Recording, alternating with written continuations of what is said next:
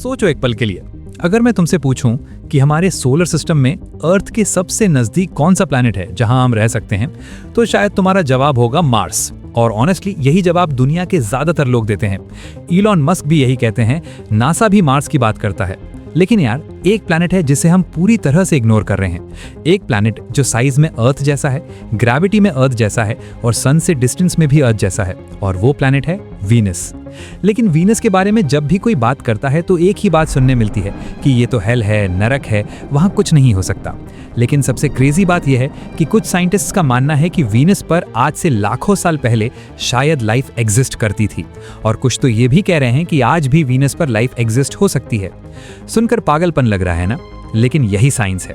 तो आज हम इसी सवाल का जवाब ढूंढेंगे कि क्या हम वीनस को कॉलोनाइज कर सकते हैं, क्या वहां पहले कभी लाइफ थी, और क्या आज भी वहां कुछ जी रहा है जो हमें अभी तक पता नहीं।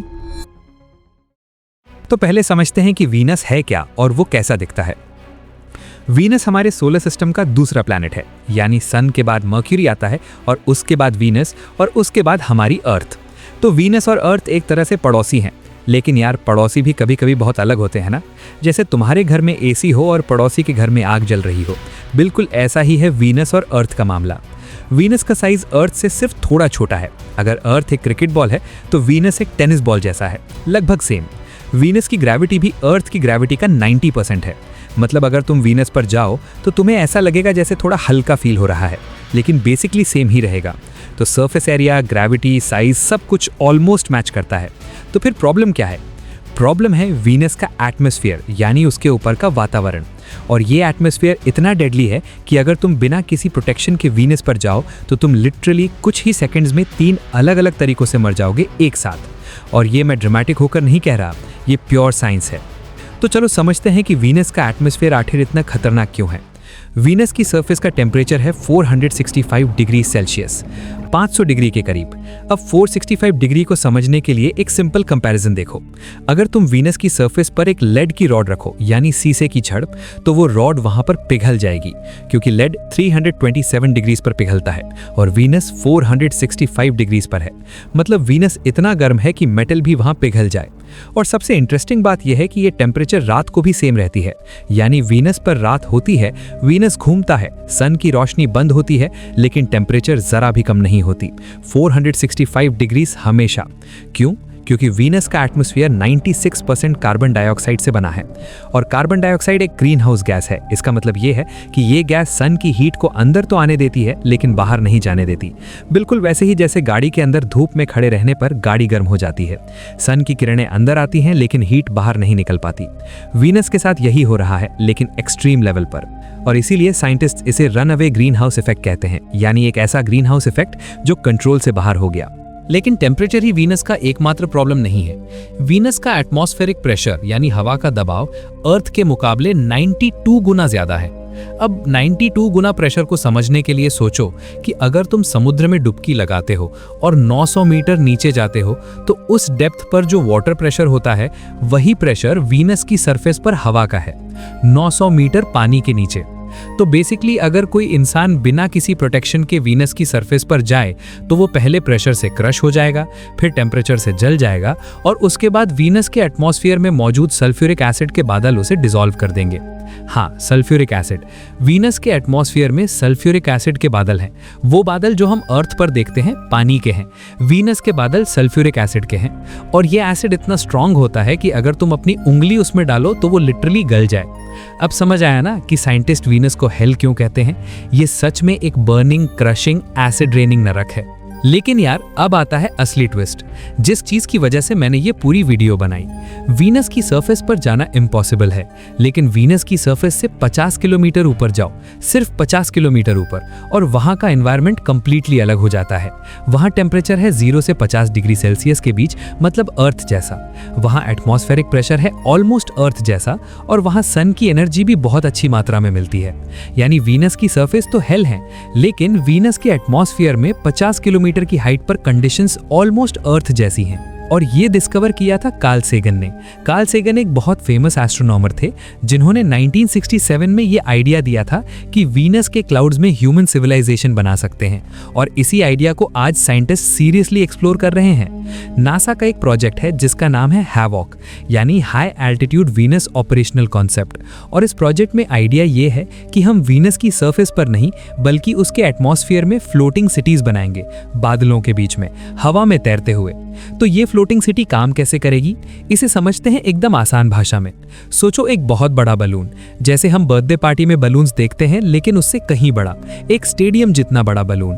इस बलून के अंदर हम ब्रीदेबल एयर यानी सांस लेने लायक हवा भरेंगे, और ये ब्रीदेबल एयर वीनस के सल्फ्यूरिक एसिड वाले एटमॉस्फेयर से बहुत हल्की होगी, इसलिए ये बलून ऑटोमेटिकली ऊपर उठेगा और हवा में तैरेगा, बिल्कुल वैसे ही जैसे पानी में कोई हल्की चीज तैरती है। और इस बलून के नीचे हम एक पूरी सिटी बना सकते हैं, घर, लैब, खेती, सब कुछ। ये कॉन्सेप्ट एक्चुअली बहुत रेवोल्यूशनरी है क्योंकि वीनस पर जो हवा है वो हमारी ब्रीदेबल एयर के मुकाबले बहुत भारी है। तो अगर हम एक सील्ड स्ट्रक्चर बनाएं जिसमें नॉर्मल एयर हो तो वो स्ट्रक्चर ऑटोमेटिकली वीनस के एटमॉस्फेयर में 50 किलोमीटर की हाइट पर फ्लोट करेगा।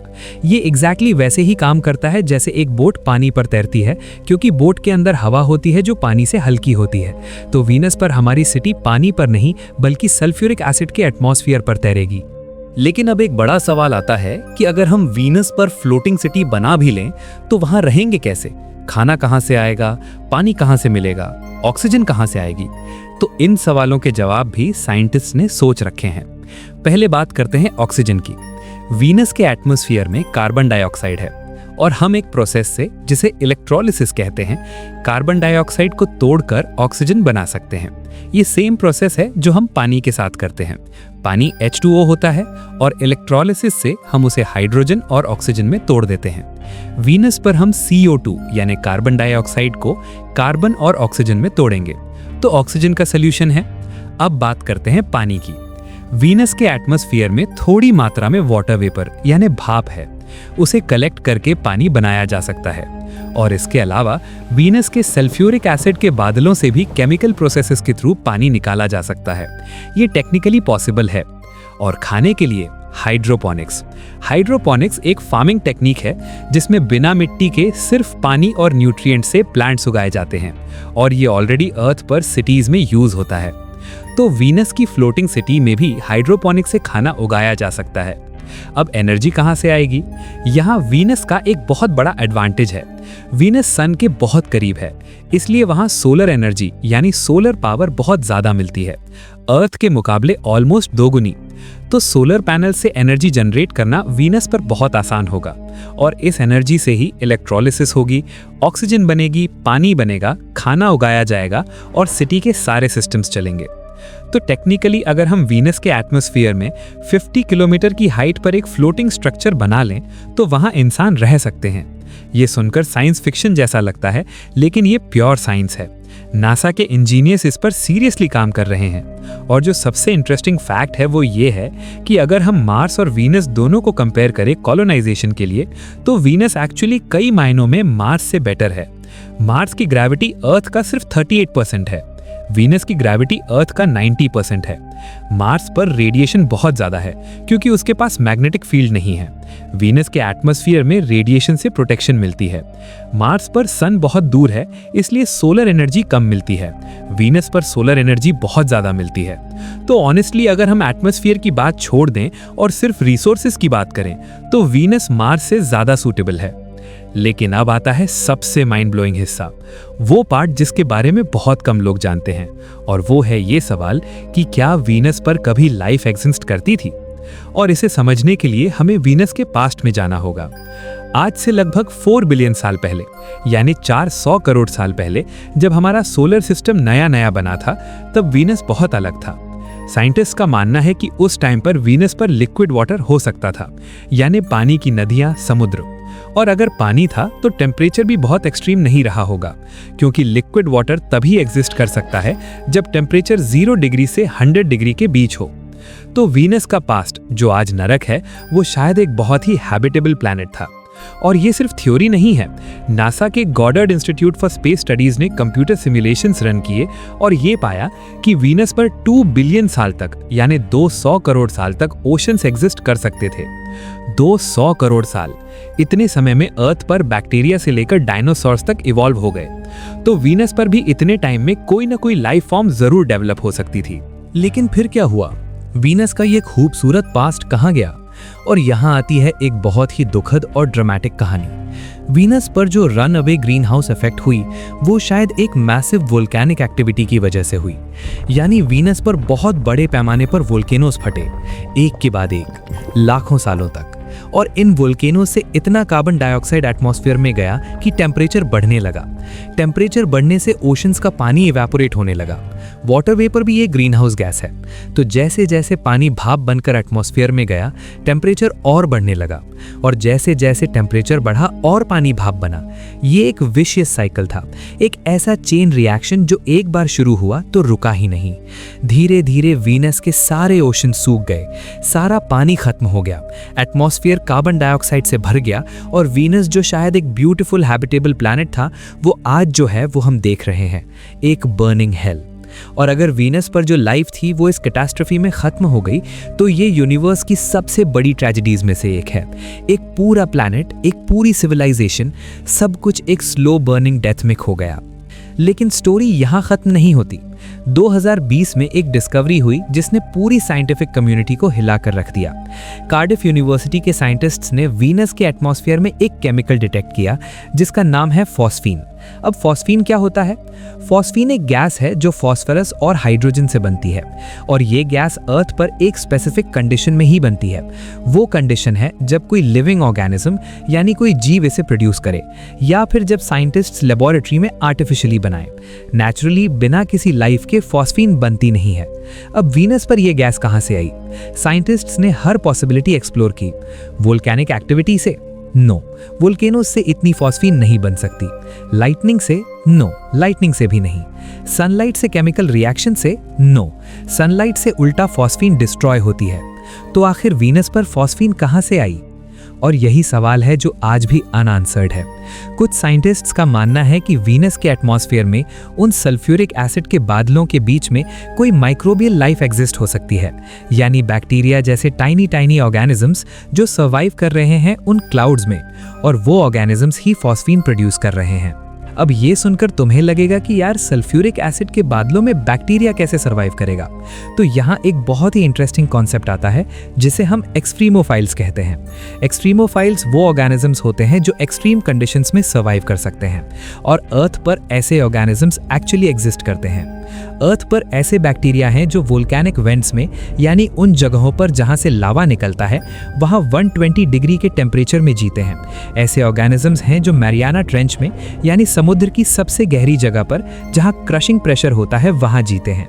ऐसे बैक्टीरिया हैं जो हाईली एसिडिक एनवायरनमेंट्स में जीते हैं। रियो टिंटो नाम की एक रिवर स्पेन में है जो इतनी एसिडिक है कि उसका पीएच ऑलमोस्ट बैटरी एसिड जैसा है, और उस रिवर में बैक्टीरिया लिव करते हैं। तो अगर अर्थ पर बैक्टीरिया इतनी एक्सट्रीम कंडीशंस में जी सकते हैं, तो क्या वीनस के सल्फ्यूरिक एसिड के क्लाउड्स में भी कोई लाइफ फॉर्म एग्जिस्ट नहीं कर सकती? ये एक ओपन क्वेश्चन है, और इस क्वेश्चन का जवाब ढूंढने के लिए नासा और यूरोपियन स्पेस एजेंसी दोनों वीनस मिशंस प्लान कर रहे हैं। नासा का मिशन है डाविंची प्लस और वेरिटास। डाविंची प्लस में एक प्रोब को वीनस के एटमॉस्फेयर में ड्रॉप किया जाएगा जो एटमॉस्फेयर को एनालाइज करेगी, और वेरिटास में वीनस की सरफेस की डिटेल्ड मैपिंग होगी। इसके साथ यूरोपियन स्पेस एजेंसी का एनविजन मिशन भी है जो वीनस के एटमॉस्फेयर और सरफेस को स्टडी करेगा। ये मिशंस 2031 के आसपास लॉन्च होंगे, और इन मिशन से हमें पता चलेगा कि वीनस का पास्ट एक्चुअली क्या था, वहां फॉस्फीन कहां से आई, और क्या वीनस पर कभी लाइफ थी। ये सच में हिस्ट्री की सबसे एक्साइटिंग साइंटिफिक डिस्कवरीज में से एक होगी अगर वीनस पर लाइफ का एविडेंस मिला, क्योंकि इसका मतलब होगा कि हमारे सोलर सिस्टम में ही हमारे पड़ोस में लाइफ एग्जिस्ट करती थी या करती है।